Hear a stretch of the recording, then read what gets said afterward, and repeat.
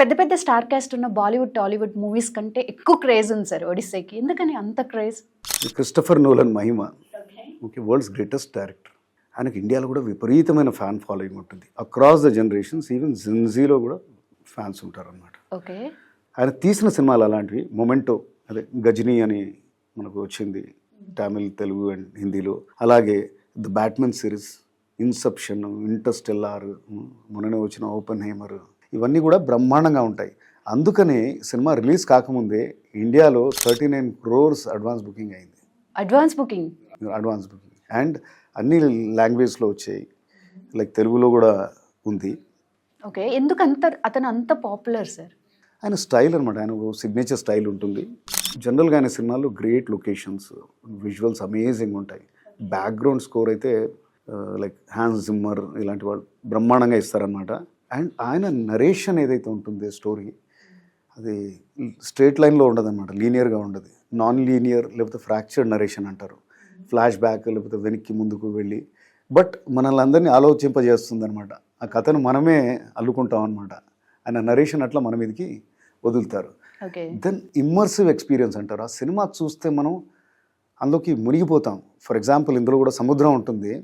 దాన్ని ఎలా తీస్తారంటే, మనం సముద్రం పక్కలో ఉన్నాం, ఆ సముద్రం స్మెల్ కూడా రావడం మొదలెడుతుంది అనమాట. ఆ టైప్లో ఉంటుందన్నమాట. అండ్ డిజిటల్ కెమెరాస్ యూజ్ చేసే యుగంలో కూడా ఆయన ఇదేంటి ఐమాక్స్ కెమెరాస్ యూజ్ చేస్తాడు, ఐమాక్స్ ఫిల్మ్ పెట్టి. ఎందుకంటే అది వైడ్ పిక్చర్ వస్తుంది, ఆ షార్ప్నెస్, ఆ క్వాలిటీ చాలా అంటే చాలా బ్రహ్మాండంగా ఉంటుంది. అది తెర మీద చూస్తే, ఇంకా ఐమాక్స్ తెర మీద చూస్తే ఆ ఎక్స్పీరియన్స్ డిఫరెంట్గా ఉంటుంది అనమాట. What about story lines? Line కాదు, ఇది లైక్ గ్రీక్ మిథాలజీ అంటారు. 3000 years బ్యాక్ హోమర్ అనే మహాకవి రాసిన పుస్తకం ఇది. అంటే వర్డ్ ఆఫ్ మౌత్. పురాణాలు ఎట్లా ఉండేవి గతంలో, అంటే రామాయణ మహాభారతాలు కూడా ఒక తరం నుంచి ఇంకో తరకి మాటలు, అంటే కథల రూపంలో చెప్పుకుంటూ, అలాగే ఏదో మహాకవి మధ్యలో రాస్తే అట్లా అయిందనమాట. సో అందుకే ఇది కూడా, ఈ స్టోరీ కాస్త రామాయణ మహాభారతాలకి సిమిలర్గా అనిపిస్తుంది మనకి. అండ్ తెలుగు వాళ్ళకి పర్టికులర్గా మనమంతా చందమామ కథలు చదివాము, జానపదాలు చాలా చూసాము. ఏదో విఠలాచార్య సినిమా టైపు, లేకపోతే కరెంట్ జనరేషన్స్కి భైరవ ద్వీపం వచ్చింది కదా, ఆ టైప్ అనమాట.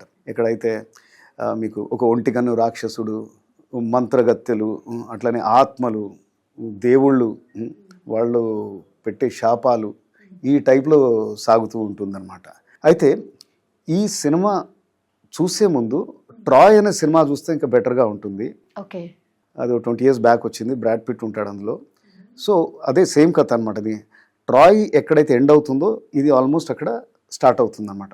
ట్రాయ్ యుద్ధంతో ఎండ్ అవుతుంది. ఇక్కడ ఒడిసియస్, అదే మ్యాట్ డామన్ ప్లే చేశారు, వండర్ఫుల్గా ప్లే చేశాడు అనమాట. డిఫరెంట్ షేడ్స్, డిఫరెంట్ ఎమోషన్స్ అనమాట. విజయం, గెలిచినా కానీ ఓటమి ఎట్లా ఆయన్ని బాధ పెడుతుందో, అంటే మానసిక ఓటమి, అలాంటి ఎక్స్ప్రెషన్స్ చాలా బాగా ఇచ్చారు. సో ఒడిసియస్ ఇథాకా అనే కింగ్డమ్కి రాజు అతను. సో వీళ్ళు గ్రీక్స్ అందరు కలిసి ట్రాయ్ని ఎట్లయినా ఓడగొట్టాలని ఎప్పటి నుంచో ప్లాన్ ఉంటుంది. సో ఒడిసియస్ అనేవాడు చాలా తెలివి వెళ్ళేవాడు, కాస్త కనింగ్ కూడా. ఓకే, వాళ్ళు అప్పుడు ఏం చేస్తారంటే, ఈ ట్రోజన్ హార్స్ అనేసి ఒక చెక్క గుర్రం ఒకటి తయారు చేస్తారు, అందులో వీళ్ళు దాక్కుంటారు.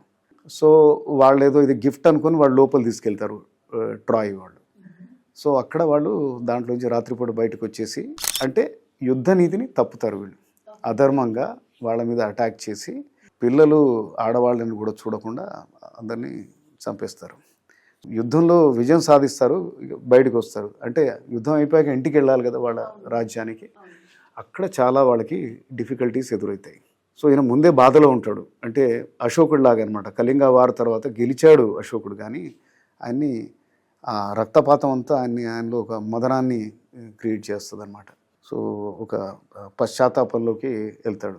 ఇక్కడ కూడా ఒడిసియస్ కూడా గెలిచాడు, కానీ మేము తప్పుడుగా మెథడ్లో గెలిచాము అనేసి ఆయన ఆ పశ్చాత్తాపం అండ్ ప్రాయశ్చిత్తం ఎట్లా చేసుకోవాలనే ఆలోచనలో ఉంటాడనమాట. సో వీళ్ళు ఊరికైతే బయలుదేరుతారు, కానీ ఒక 20 years పడుతుంది. ఎందుకు అంత టైం పడుతుంది అనేది ఇది అనమాట. సో ఒడిసియస్ ఏమనుకుంటాడంటే, ఈ అన్ని అవరోధాలు వస్తూ ఉంటాయి అనమాట. ఇంతకుముందు చెప్పినట్టు ఒక ఒంటికన్ను రాక్షసుడు, దాని మంత్రగత్తెలు, నేచర్ సహకరించకపోవడం, సముద్ర తుఫాను, ఇట్లాంటివి అనమాట. సో ఒడిసియస్ అనుకుంటూనే ఉంటాడు, నేను చేసిన పాప ఫలమే అని. వాళ్ళ సైన్యం అంతా ఒక్కొక్కరుగా అందరూ చనిపోతూ ఉంటారన్నమాట. అయితే అటువైపు ఏమో రాజ్యంలో ఇంకా గెలిచారు వస్తారని రాణి, అదే పెనోలెప్, అనా హ్యాథ్వే ప్లే చేసింది, బ్రహ్మాండంగా చేసింది తను కూడా. అండ్ సన్ ఆయనకు ఉంటాడు టెలమాకస్ అని, టామ్ హాలండ్ చేశారు. విపరీతమైన స్టార్ కాస్ట్, అందరు సూపర్ స్టార్స్. సో వాళ్ళు ఎదురు చూస్తూ ఉంటారు, వీళ్ళైనా ఎంతకీ రావట్లేదు.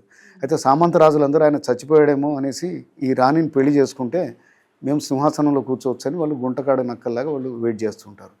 సో ఫైనల్గా ఒడిసియస్ తన దేశాన్ని చేరగలుగుతాడా అండ్ వాళ్ళ వైఫ్ అండ్ సన్ని మీట్ కాగలుగుతారా, ఆ లోపల వాళ్ళని ఈ సామంత రాజులు వాళ్ళని బతకనిస్తారా అనేది స్టోరీ. సో బ్రహ్మాండంగా ఉంటుంది. ఇంతకుముందు చెప్పినట్టుగా అది విజువల్ ఎక్స్పీరియన్స్, అంటే మీరు ఐమాక్స్ థియేటర్లో చూస్తే ఇంకా అది ఇంకా డిఫరెంట్గా బ్రహ్మాండంగా ఉంటుంది. Okay, please watch it. Right.